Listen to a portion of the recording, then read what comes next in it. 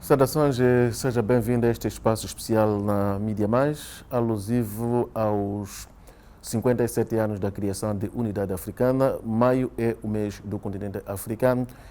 A Organização da Unidade Africana que evoluiu para a União Africana hoje. O nosso convidado hoje é o antigo chefe do Estado moçambicano, Joaquim Chissano. Senhor Presidente, bem-vindo à família Mídia Mais. Obrigado. Senhor Presidente, a Organização da Unidade Africana é fundada com o objetivo central de criar condições para a independência de países que ainda estavam sob jogo colonial. Sim. Que grandes marcos o Sr. Presidente guarda desta época? Bom, agora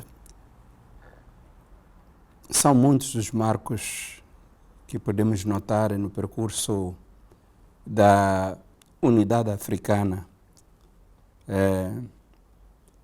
Como bem disse, foi criado a Organização da Unidade Africana, que resulta do entendimento entre vários grupos que procuravam, portanto, colaborar para acelerar a libertação dos respectivos países ou das regiões. Tivemos o grupo da Casablanca, o grupo da Monróvia, que finalmente se juntaram e discutiram com diferentes ideias, mas houve um consenso em se criar uma organização em que os Estados continuariam independentes, mas que colaboravam.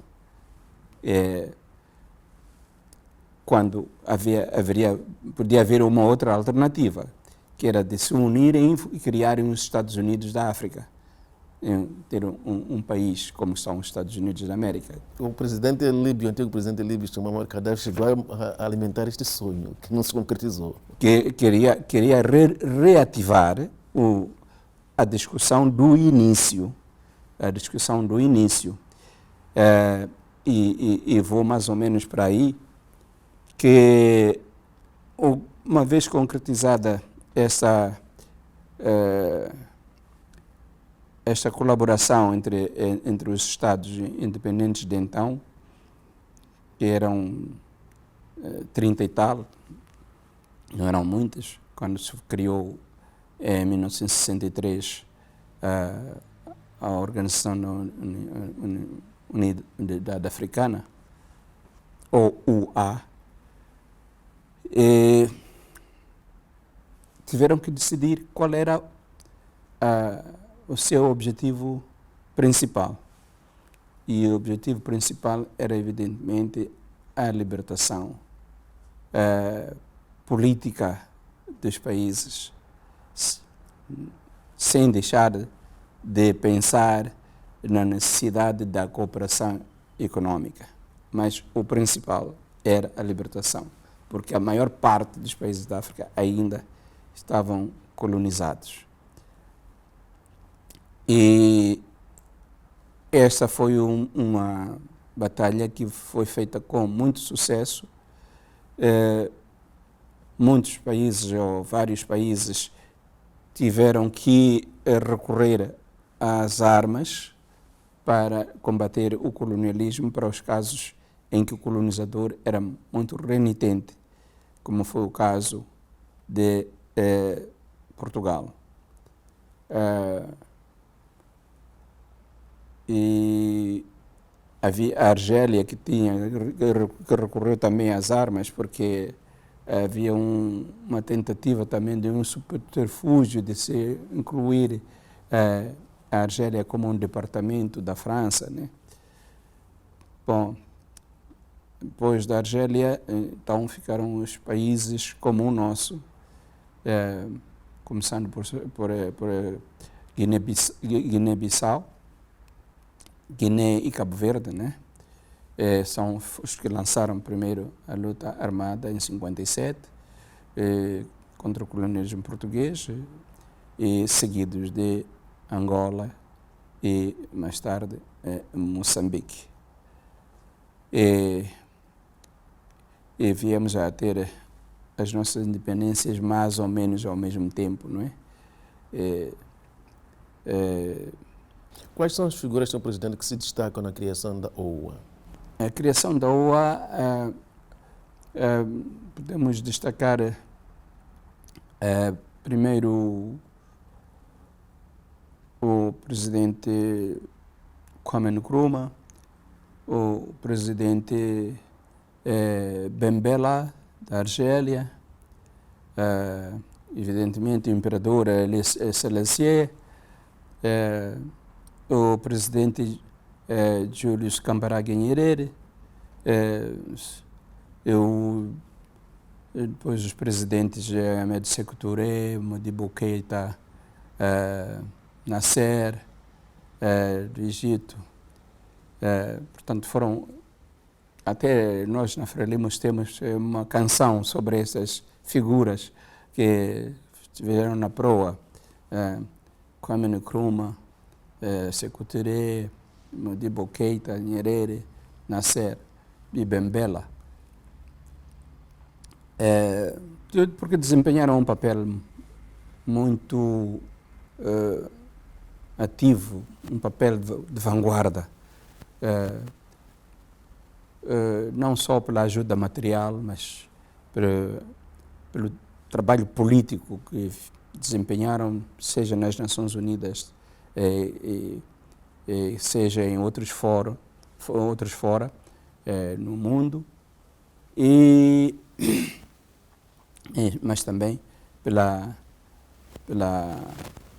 apoio moral e material aos combatentes. Mesmo para aqueles que não estavam a fazer a luta armada, também tiveram grandes apoios. O que é que impediu a realização do sonho de criação dos Estados Unidos de África? O momento não era ainda propício para que se unissem todos esses países no momento em que ainda se falava da liberdade de cada um e como juntar todos esses pedaços de países para formar um país não era uma obra assim muito fácil.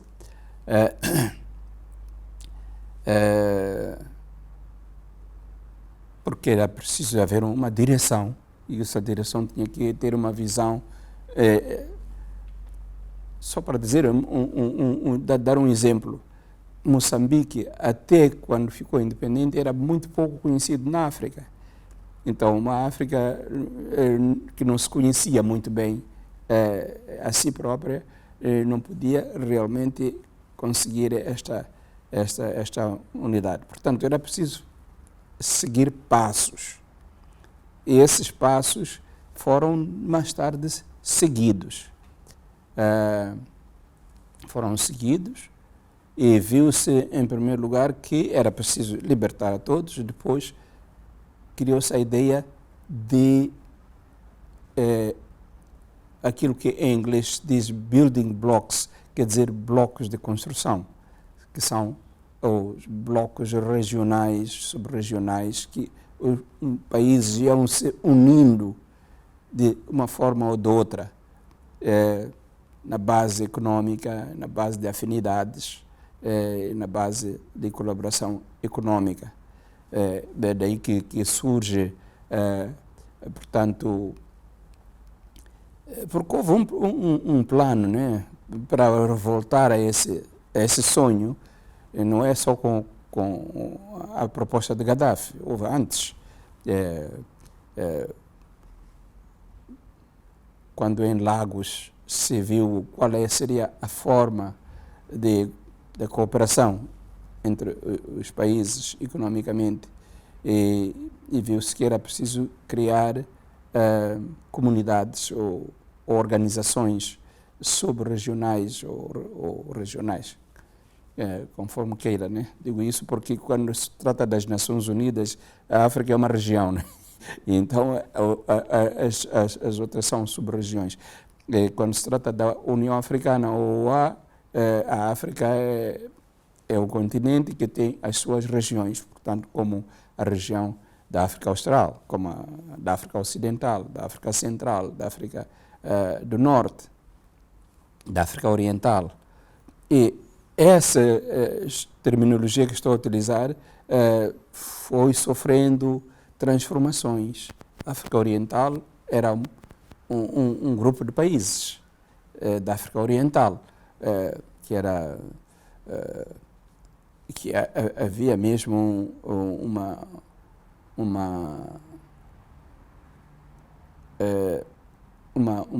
comunidade da África Oriental que compreendia o Tanganyika, o Quênia e Uganda. E existia essa entidade. Mas agora o conceito da África Oriental mudou, porque há outros países lá que não são só esses. E depois houve o conceito da África Austral. Depois, sobretudo depois da libertação da África do Sul, de Moçambique, Zimbábue, Botsuana, África do Sul, Lesotho, etc. Então, Suazilândia.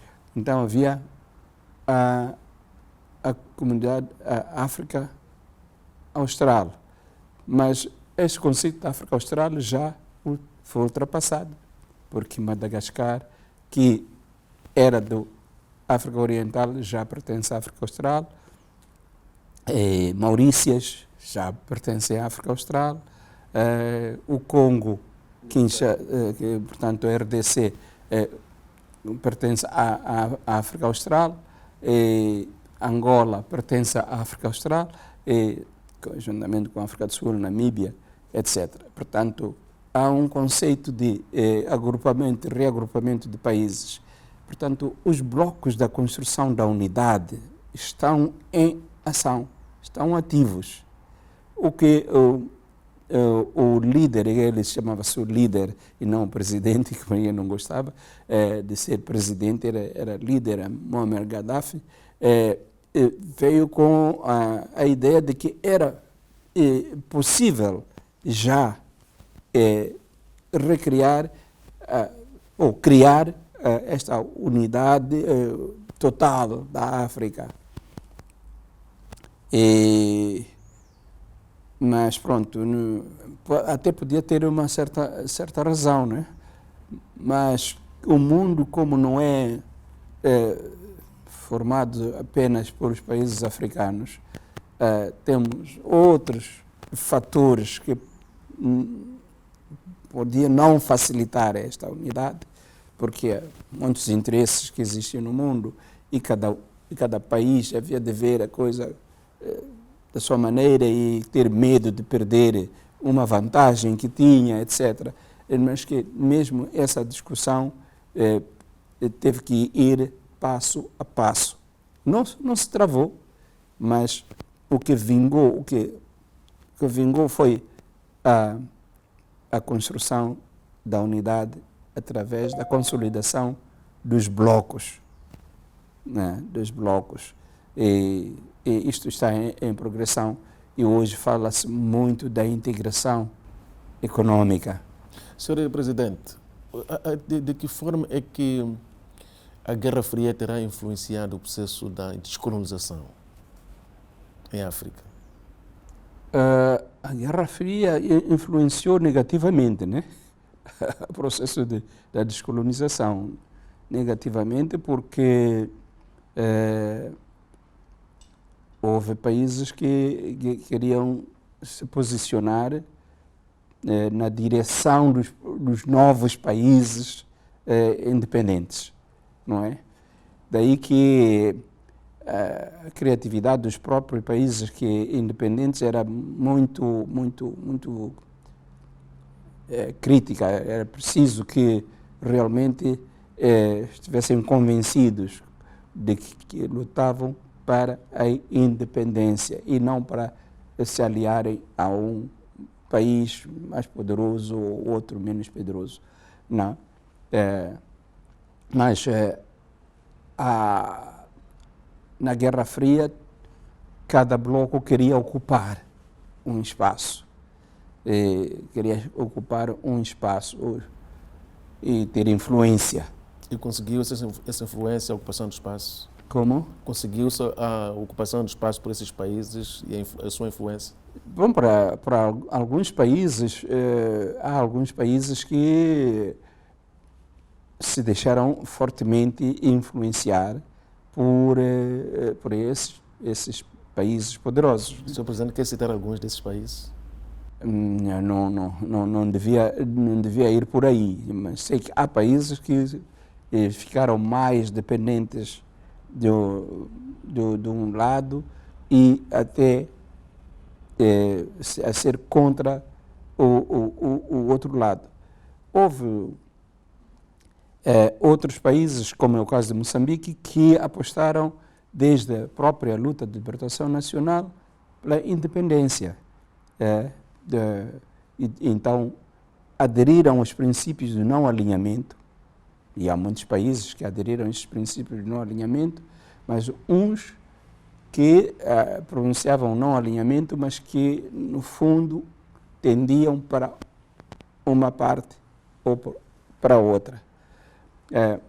Moçambique tomou uma posição desde a luta de libertação nacional, por isso que colaborou com os Estados Unidos da América, colaborou com a União Soviética, colaborou com a China, na altura em que a China e a União Soviética estavam divididos, colaborou com a Jugoslávia, numa altura em que a Jugoslávia não era bem vista pela União Soviética, não era bem vista pela China, colaborou com Cuba, colaborou com vários países na base da independência. Encontrava quaisquer algumas afinidades em cada um desses países e colaborava nessa base e não na base daquilo que esses países quisessem impor a Moçambique. Era esta. É claro que vai me dizer assim, mas quem apoiou a luta de libertação nacional foi mais intensivamente, foram os países socialistas. Mas isso não tirou Moçambique da sua posição de não alinhamento. Não tirou. Prova disso foi quando, por exemplo, a União Soviética atacou a Tchecoslováquia e a Frelimo posicionou-se contra este ato, não é? Porque não estávamos com esse alinhamento.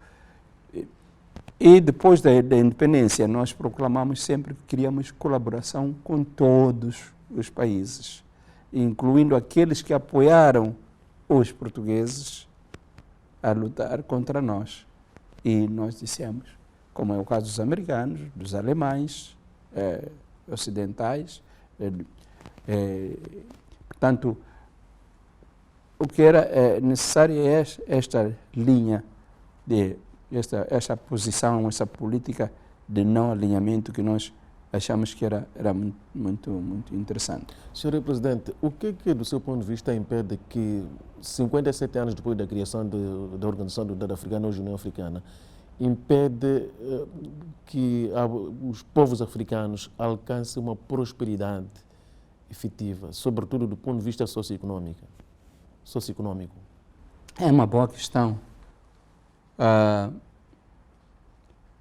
É que os 57 anos de que estamos a falar não foram 57 anos de uma navegação no mar calmo. Não.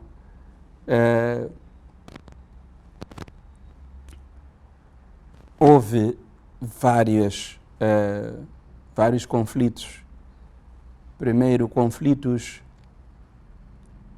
intraestatais. Primeiro, conflitos intraestatais. dentro do mesmo Estado, haver conflitos, divisões, que levou a golpes de Estados sucessivos. E isso atrasou. Qual é a sua pergunta mesmo? É?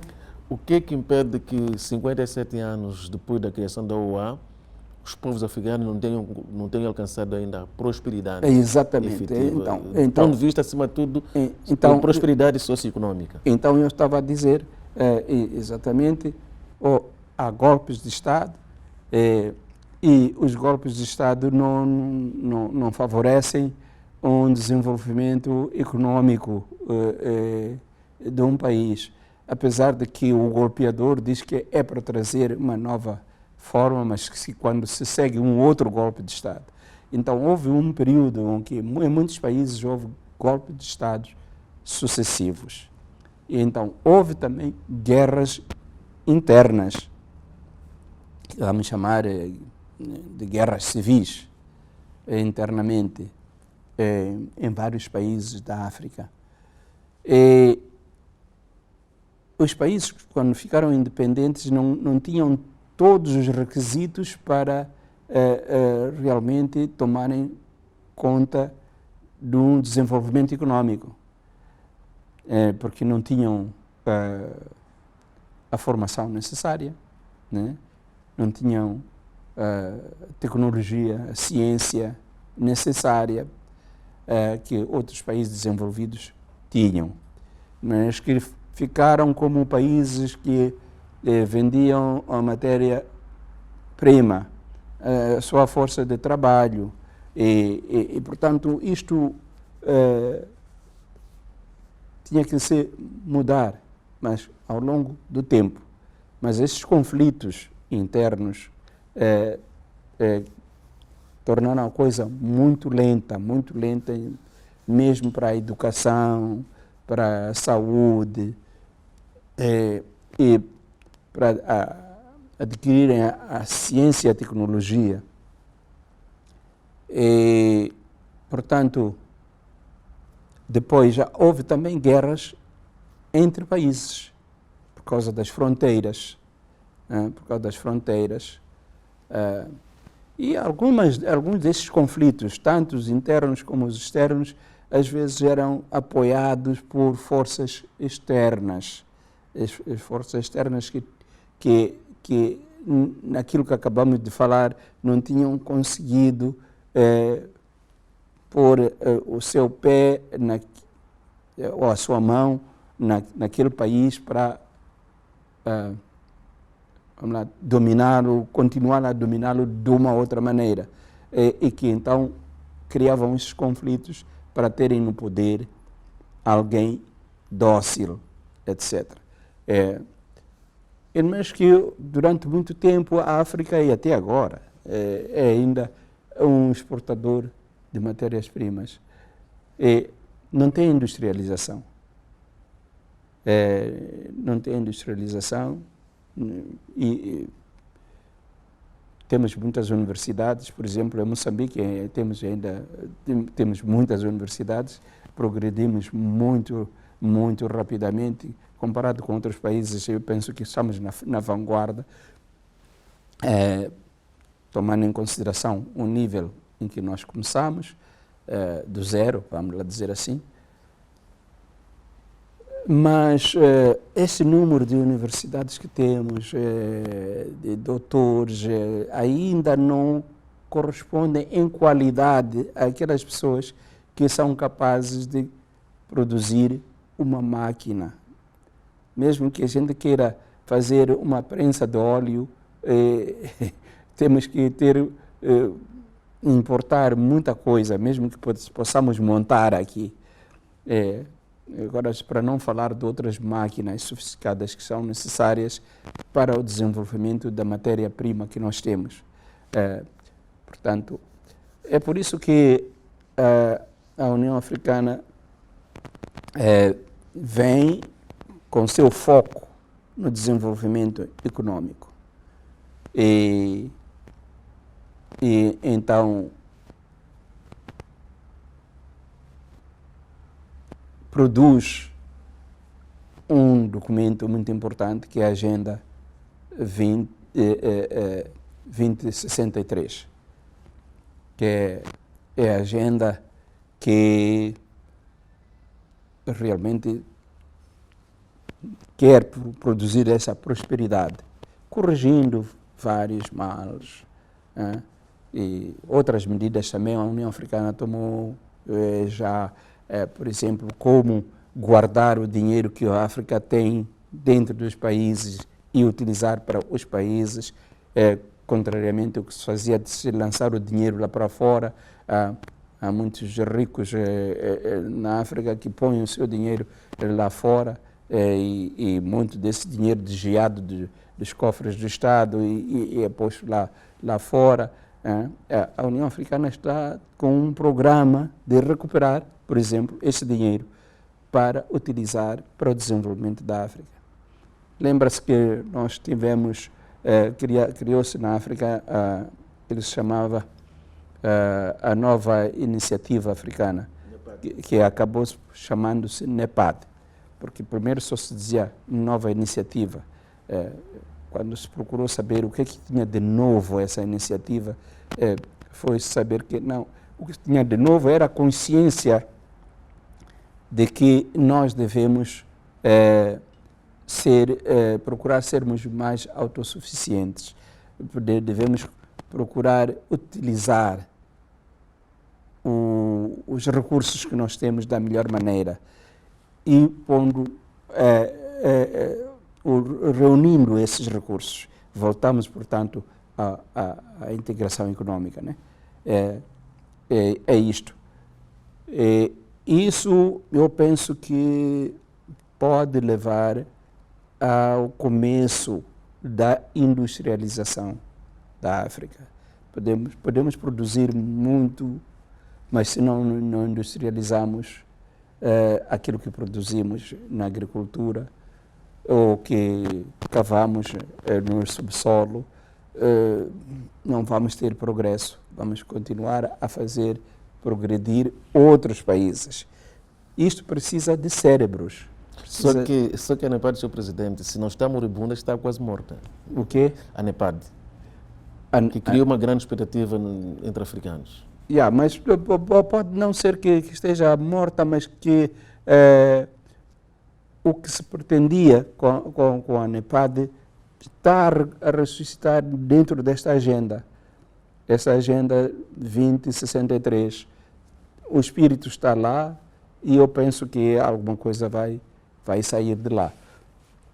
Claro que é preciso muita criatividade ainda e estes cientistas hoje que estamos a formar, esses intelectuais, doutores, não sei o quê, têm uma grande responsabilidade em realmente em fazer avançar para esses objetivos. Para esses objetivos. Senhor Presidente, quanto é que custou, não valor quantitativo, mas o custo da má governação em alguns estados ao longo deste tempo todo? Bom, custou em alguns países, custou muitas vidas, né? Mas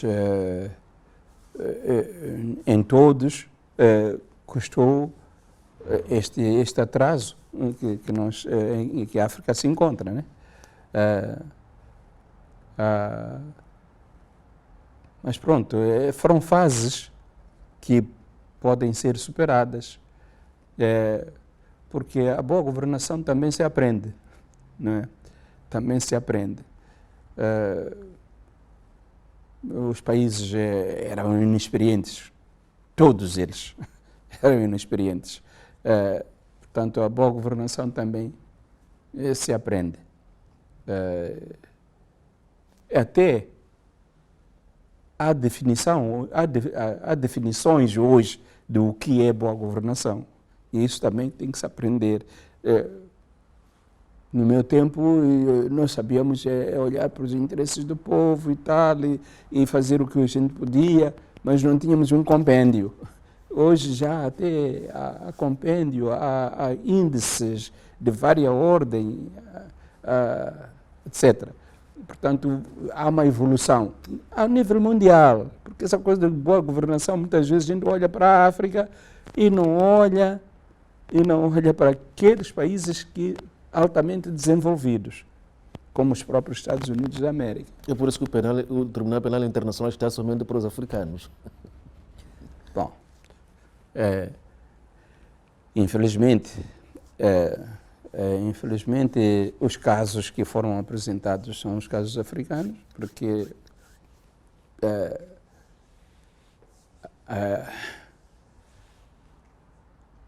quem tem a máquina, não é, na mão, é que, porque há muita coisa que se podia questionar noutros países, que não vamos citar aqui nomes, mas houve mortes desnecessárias em vários países por causa da má governação de um ou outro,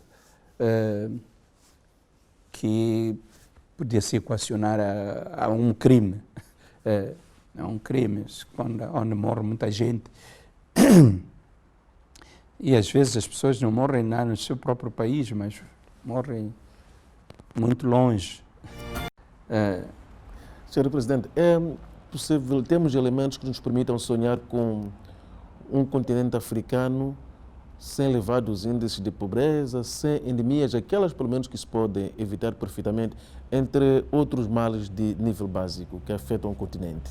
Como? É possível sonhar-se com um continente africano sem elevados índices de pobreza, endemias, aquelas que se podem evitar, entre outros males de nível básico?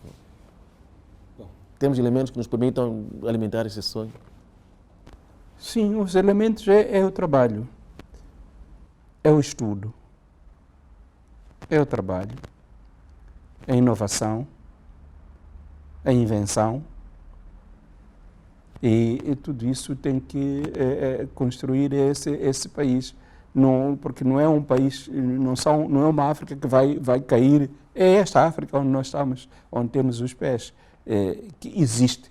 Portanto, por mais que nós sonhemos, se nós não trabalharmos, o sonho não vai ser concretizado. Tem que se trabalhar para construir isso. Senhor Presidente, na sua opinião, qual é a direção que hoje o continente africano deve tomar? É o que está na Agenda 2063, que tem muitas facetas naquela agenda. É preciso que seja lida com atenção, com cuidado e com vontade de realizar o que nela está contido. Eu penso que foi um pensamento feliz. Eu não participei nisso porque eu estava fora, mas eu penso que aqueles que participaram fizeram bem. Eu sei que, bom, nós que passamos primeiro, deixamos as bases que fizeram com que os que fizeram este trabalho hoje tivessem esse sucesso. E parabéns. Agora é preciso realmente implementar. Mas como os tempos mudam, né, é preciso que mesmo esta agenda não seja tomada como o produto fechado, acabado. É preciso adaptar-se à evolução do mundo e a evolução da própria África. Eu falei aqui de conhecimentos que os africanos já começam a apropriar-se de muitos conhecimentos. Infelizmente, alguns desses africanos estão a utilizar o conhecimento para os países desenvolvidos, não é? O que impede os países africanos de atraírem para si os seus cérebros que produzem e depois vão alimentar? Depende desses cérebros mesmo. Para organizar tudo isso depende desses cérebros. Então, esses cérebros eu creio que hão de ir se concentrando aos poucos nos seus próprios países e hão de crescer e hão de colaborar. Também vamos falar do setor privado, por exemplo, né? Setor privado. O setor privado também nós não tínhamos, né? o setor privado, andamos a falar que é preciso capitalismo, não sei o que, mas capitalismo sem capitalista é africano. Então começou a aparecer um aqui, outro acolá, etc. Mas também isso vai crescer. Em Moçambique, só agora que foi criada a Bolsa de Valores, por exemplo. Onde elas estão cotadas muito poucas empresas. Está a ver. Então, é uma questão de evolução. Então, mas isso, como eu digo, depende desses cérebros que compreendem essas coisas, não é? Que estudam e depois têm que aplicar. Portanto, há aqueles que estudam para que outros possam aplicar, mas também temos que encontrar aqueles que estudam para aplicar. Por isso é que eu apoio as reformas na educação no nosso país, que preconizam que as pessoas têm que aprender não só a saber que se faz, mas a saber fazer, a fazer. Para que eles, com as próprias mãos, façam, ou com a própria cabeça, façam. Não é? Mas acho que é preciso saber fazer. Isso é uma das coisas que nos falta. Senhor Presidente, os conflitos que seguiram a independência de alguns estados não terão o resultado de alguma deficiência nos processos de transição? Não terá o resultado de alguma deficiência no processo de transição, de uma era para outra? Eu não gostaria de dizer que houve deficiência, porque a transição passa-se num ambiente, numa época, com forças que existem. Portanto, aí não há que falar de deficiência. Era aquilo que era preciso fazer e foi feito. Agora, não ficou adequado. Paciência, tem que se refazer, tem que se corrigir o que é preciso corrigir, e etc. E andar para frente. Senhor Presidente, há um acadêmico moçambicano de mérito reconhecido que defende que falta ao continente africano líderes como o presidente Chissano, o presidente Thabo Mbeki da África do Sul, o presidente Obasanjo da Nigéria. Eu gostava de ouvir o seu comentário, Sr. Presidente. Como é que eu sei que sou líder? Eu não sou o líder a apontar, né? Houve outros líderes que deviam apontar, deviam dizer que faltam líderes como o presidente Nyerere, como o presidente Kwame Nkrumah, né? Não é falar de nós aqui. Portanto, e todos os líderes, eu penso que há certo exagero de pensar que a tendência de pensar que os líderes não querem o bem dos seus povos e que nós que estamos a olhar é que queremos mais o bem daquele. Eu não partilho dessa. Eu respeito a maneira como eles fazem. Se eles fazem alguma coisa que não dá certo, é porque, equivocaram-se na conduta. Mas dizer que porque aquele não... Eu não costumo criticar assim os meus pares. E não consigo meter-me como o exemplo que, olha, sigam o que eu fiz. Não. Por exemplo, eu tenho dito às pessoas, eu decidi deixar o poder. Deixar o poder. Mas eu sabia que eu deixando o poder, isso não iria afetar negativamente o meu país. Mas há líderes que sentem, por causa das circunstâncias do país, que se eles naquele momento largarem o poder, há uma catástrofe. E temos exemplos. Temos exemplos de catástrofes por causa de um líder que desapareceu. Mesmo o Gaddafi, que não deixou por querer, mas que foi morto. Vimos uma Líbia instável, quase que inexistente, uma Líbia retrógrada, a retroceder. Bom, agora há líderes que podem ser sinceros quando dizem, olha, eu não posso fazer o que Chissano fez. Gostaria, mas eu não posso.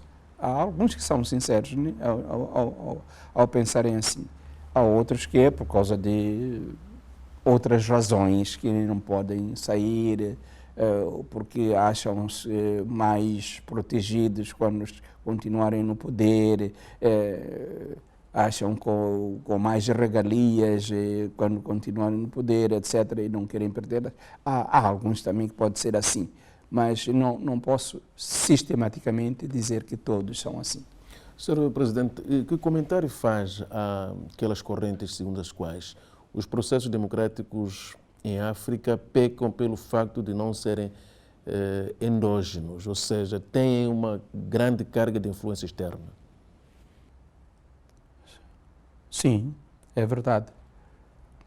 É verdade isso. Eu acho que sim, os nossos processos democráticos não puderam ser completamente endógenos por causa do conflito geral no mundo, não é? Eu vou dar o exemplo do próprio Moçambique. Nós não podíamos ter, era impossível ter uma experiência própria, não é? Como, por exemplo, o que fazíamos durante a luta de libertação nacional, em que nós éramos da democracia participativa plena. Depois da independência, era impossível pensar que seríamos aplaudidos se continuássemos sempre com esta democracia participativa plena. Mas se pusesse uma democracia representativa mais ou menos correta, todo mundo estava tranquilo. Eu, em La Baule, quando o presidente Mitterrand convocou uma reunião franco-africana e falou da necessidade de democracia pluripartidária, que a maior parte dos países, mesmo países francófonos, tinham uma democracia monopartidária, queria pluripartidária. Eu disse a ele, presidente, o meu país já decidiu, vamos para o multipartidarismo. Mas gostaria de dizer ao senhor presidente em que condições nós vamos para o multipartidarismo. Vamos para o multipartidarismo com um país com mais de 70% de pobreza absoluta, com mais de 60% de analfabetismo. E somos um país dos mais pobres do mundo. E vamos para a democracia multipartidária. A democracia multipartidária tem custos, tem preço. Mas nós vamos, porque não podemos ir de outra maneira. Não podemos fazer as experiências que quizás gostaríamos de fazer, dar passos, formar as pessoas, para que no futuro, se fosse necessário criar novos partidos, criassem dentro deste debate que nós costumávamos ter na Frelimo, em que era uma contribuição de várias ideias. As pessoas não sabem que havia diferenças dentro da Frelimo. Mas as diferenças não eram diferentes um contra o outro. Eram diferenças de opiniões que depois eram discutidas e rediscutidas até se formarem consensos e a gente avançava. E era muita gente, ou quase toda a gente, que participava nos debates. E hoje que o Sr. Presidente quer dizer que hoje a democracia é menos participativa? É menos participativa, é mais representativa. É mais representativa. Está a ver, a gente elegeu um membro do Parlamento e ele vai está com o seu partido, discutem e vão falar. O cidadão, que sou eu lá, ouço pela rádio, estão a falar e tal, sim senhor. Alguns de nós vão lá, ficam nas bancadas lá no Parlamento. Naquele tempo, quando eu digo participativo, significava que nós, a população participava para tomar decisões. É claro que é um modelo que não seria duradouro, mas serviria para uma fase, essa transição de que fala. É essa transição de que não se fala. É da preparação das pessoas para assumirem, saberem os seus direitos, saber o que é colocar uma questão, quer dizer, através de uma participação, estávamos a criar isto, não é? Mas eu disse, nós não podemos fazer experiências desse tipo, porque nós não somos uma ilha. O mundo está a avançar. Temos que avançar com aquilo que é perceptível para os outros. Por isso é que dizemos, vamos para o multipartidarismo. Foi consensual a visão do Sr. Presidente nessa altura dentro da Frelimo? Foi. Se foi consensual? Foi. A questão foi que, para passarmos ao multipartidarismo, fizemos exatamente isso, consultando o povo de uma maneira direta. Lembra-se que houve dois momentos. Primeiro momento, a Assembleia da República assumiu essa função de consultar e consultou por grupos, eu creio que foi comitês provinciais, comitês distritais, comitês provinciais. E depois o resultado que saiu daí parecia que dava o consenso. A direção reuniu-se e vimos que não. A maior parte da população não tinha tomado parte no debate. Íamos criar uma nova forma de governação que a maioria das pessoas não entendia. E então, é quando fomos distrito por distrito, localidade por localidade.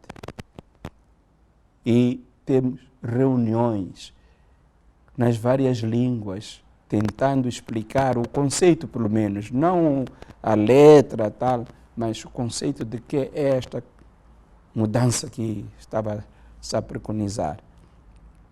E até foram feitas, como eu direi, de módulos para dar a entender o que se perguntava à população, que era preciso saber quais são as vantagens do multipartidarismo. E então listaram-se 6 vantagens e 6 inconvenientes do multipartidarismo. E fez a mesma coisa com o monopartidarismo. E todas as questões de igual peso. E então as pessoas discutiam na base disto. E discutiram. E essa questão foi discutida à parte dentro do bolo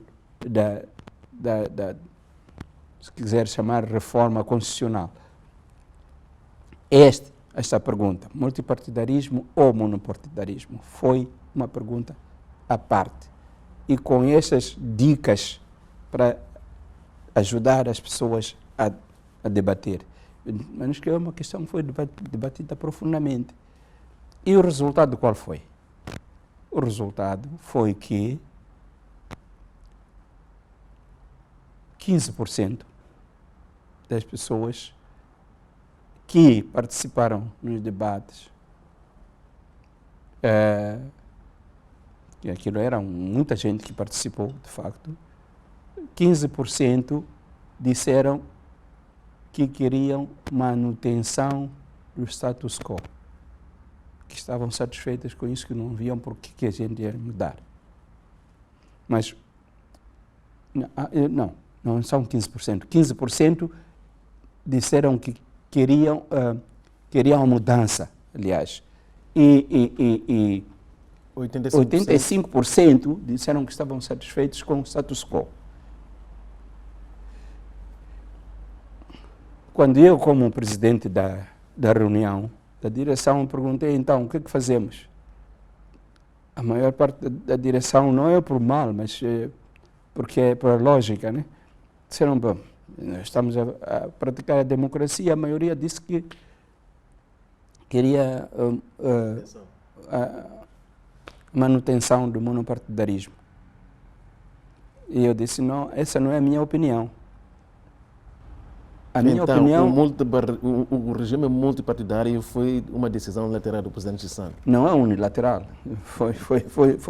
Eu disse, não, não é essa a minha percepção. A minha percepção é que há 15% de pessoas. 15% não é pequeno número.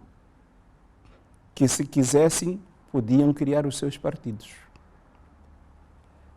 Qual é o mal em deixá-los criar os seus partidos, se querem? E a única maneira de fazê-lo é aceitarmos o sistema multipartidário. E a direção viu um bom senso nisso. O que havíamos fazer com os 15%? Haviam um bom senso nisso. E, em segundo lugar, também disse, olha, cedo ou tarde, este número de 15%, de 15%, sim, vai crescer, cedo ou tarde, porque nós, voltei ao ponto, não somos uma ilha. E portanto, há de haver sempre algo que vai influenciar a nossa sociedade e em algum momento vamos tomar a decisão. A minha opinião é, se nós tomarmos agora, nós vamos controlar o progresso desta nossa democracia multipartidária, para a qual muitos de nós serão aprendizes. 30 anos depois, que ilações tira o senhor presidente do regime multipartidário? Faz este 2020 30 anos da adoção do regime multipartidário em Moçambique. Eu digo que teve as suas consequências, posso dizer assim, pensando por alto,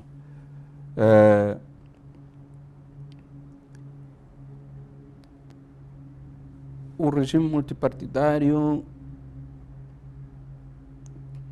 trouxe forças que também não estavam preparadas para dar um contributo, como devia ser, para que a democracia, ela própria, trouxesse benefícios para o país. Houve,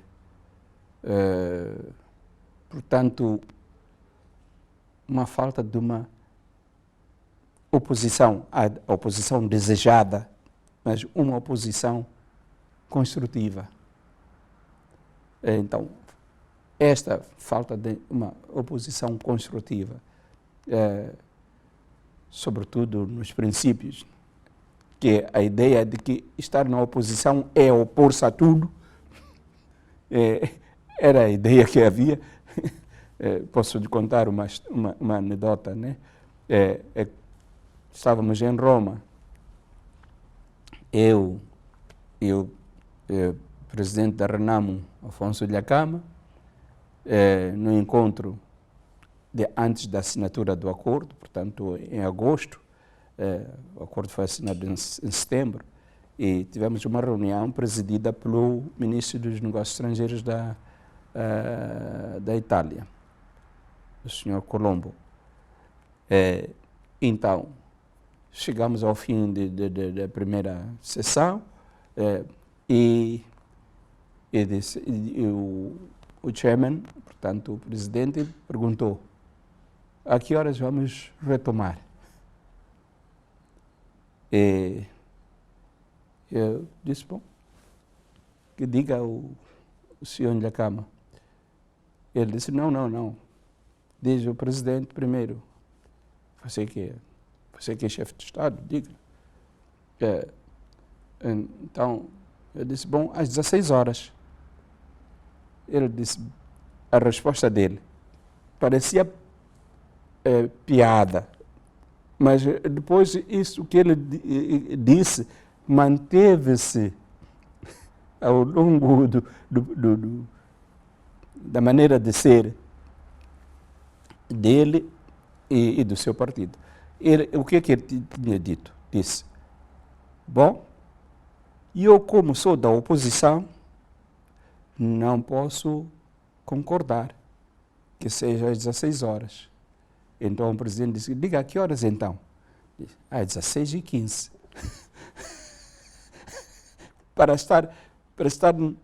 para opor-se. Então esta caricatura que eu fiz, por isso é que chamo de anedota, porque eu creio que ele estaria a brincar, mas o que é certo é que nós pusemos mais 15 minutos, não era porque era necessário, era para satisfazer a oposição. Então foi um primeiro passo meu de facilitar um consenso. Eu disse: sim, senhor, vai ser às 16h15. E pronto. E eu concordo com a oposição. E assim vai o processo de democracia multipartidária em Moçambique. O antigo presidente da República, Joaquim Chissano, foi nosso convidado a este espaço especial aqui na Mídia Mais, espaço alusivo aos 57 anos da criação da Organização da Unidade Africana, hoje OUA.